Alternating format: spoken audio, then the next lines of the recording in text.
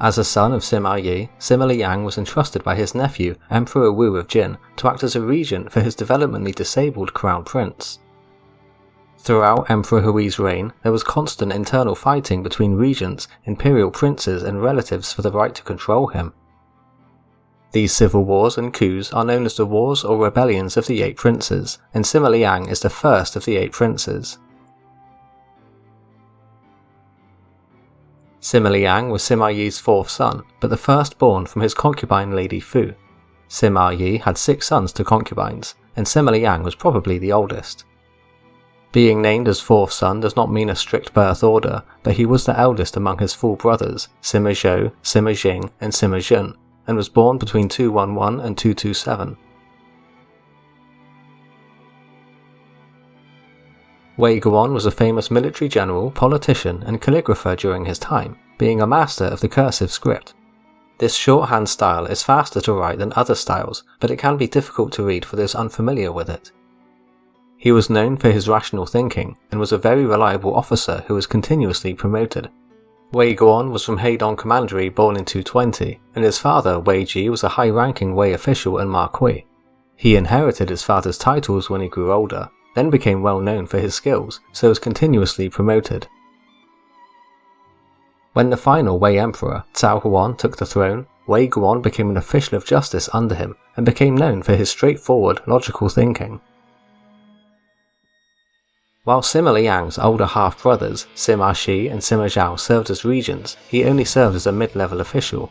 Sima Zhao ordered the attack onto Shu, where Wei Guan served as Deng Ai's deputy, but later that year, Songzhi planned to rebel against Wei himself.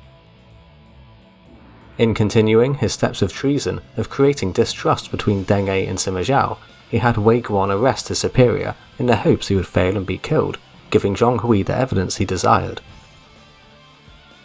Wei Guan saw through this, however, so surprised Deng Ai in the middle of the night and arrested him that way instead.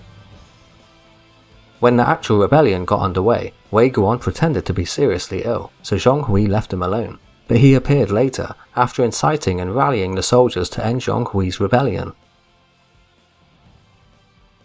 Fearing that the fleeing Deng Ai would seek revenge for having him arrested earlier, Wei Guan tracked him down and also had him killed. When he returned to Luoyang, he was publicly denounced by Du Yu for his actions, but instead of getting angry, he went to Du's house and apologized. His humility had him also decline a large reward that Sima Zhao had prepared for him. When Sima Yan usurped the throne from Cao Huan and established the Jin dynasty, his uncle Sima Liang was made the Prince of Fu Feng and put in charge of military commands over the newly existing Qin province and Yong. 4 years later, his general Liu Qi was defeated by the Xianbei rebel Tu Fa Shu Jineng, which led to a great punishment. Sima Liang saved Liu Qi's life by claiming it was his fault, but after it was spared, Sima Liang lost his post and was replaced by his younger brother Sima Jun. Despite this, he was still well respected among the Jin imperial clan for his virtues, including his devotion to Princess Dowager Fu. Because of this, Sima Yan put him in charge of monitoring the other imperial princes' behaviour to correct and rebuke them when necessary. In 277, he was briefly moved to a new principality at Runan and put in charge of the military of Yu province, but was soon recalled to the court to serve as a high-level advisor.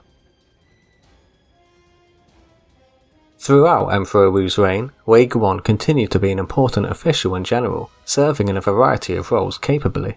His family members were even rewarded due to his actions, and he attempted to reform the civil service system. He pushed for the civil service examiner to have less input on grading officials, so actual job performance would become more important. Emperor Wu liked the suggestions but didn't carry them out. Wei Guan was one of the few officials who dared openly speak out against the choice of heir apparent, Sima Zhong. After he hinted against it, a number of questions were sent away for the young prince to answer, but Xian Nanfeng had someone else answer them for him, then sent back the appropriate answers. They were publicly read out to Wei Guan, making it clear to the other officials that he had said something. As Emperor Wu grew ill, he considered who to appoint as a regent for Sima Zhong in 289. He considered both Yang Jun and Sima Liang, but Yang became fearful of Sima and so ordered him to be posted to the key city of Xuchang. Within the following year, many other princes were also relocated to other key cities, so Emperor Wu decided to appoint both Sima Liang and Yang Jun to be his son's regents. After he wrote his will, however, Yang Jun seized it, and had another one written in which Yang alone was named as the regent. Sima Liang had still not gone to Xuchang by the time Emperor Wu passed, but he was fearful of Yang Jun, so didn't dare to attend the funeral. Meanwhile, Yang was suspicious that Sima Liang might have a coup in mind, and indeed, the justice minister suggested this, but Sima Liang refused. Upon Yang Jun preparing his troops to attack, Sima Liang left for Xuchang immediately, in order to avoid a military confrontation. Empress Xian'an Feng overthrew and killed Yang Jun in a coup in 291. Wei Guan and Sima Liang, the most respected of the imperial princes, were both summoned back to Luoyang. In order to appease anyone that might be angry at his return, Sima Liang widely promoted those who participated in the plot. More than 1,000 men who schemed against Yang Jun were elevated to marquis status. Empress Xia continued to meddle with government affairs, while Sima Liang and Wei Guan tried to get the courts back on track. They became concerned about the violent temper of Sima Wei, so tried to strip him of all military command, but he spoke to Xia about it, who then protected his case. His assistants, Qi Sheng and Gongsun Hong, went on to falsely accuse Sima Liang and Wei Guan of planning to depose of the emperor, so Xian'an Feng, who wanted more direct control over the government, agreed to plot a second coup. In the summer of 291, Xian'an Feng had Emperor Huis write an edict, ordering to remove Sima Liang and Wei Guan from their offices. Sima Wei was unhappy that he wasn't deployed in the coup, so took charge of the operation by force. His troops surrounded the regents' mansions, to which their subordinates suggested to put up resistance, but the duo declined, and so were arrested. Initially, the soldiers respected Sima Liang, as it was clear that he was suffering from the heat while he sat in the back of the prison wagon. Passers-by were allowed to use their fans to cool him down, but after Sima Wei offered a large sum of silk to whoever dared cut his head off, someone carried out their execution. Going against Emperor Hui's edict, both were put to death, including Sima Liang's heir and Wei Guan's 9 sons and grandsons.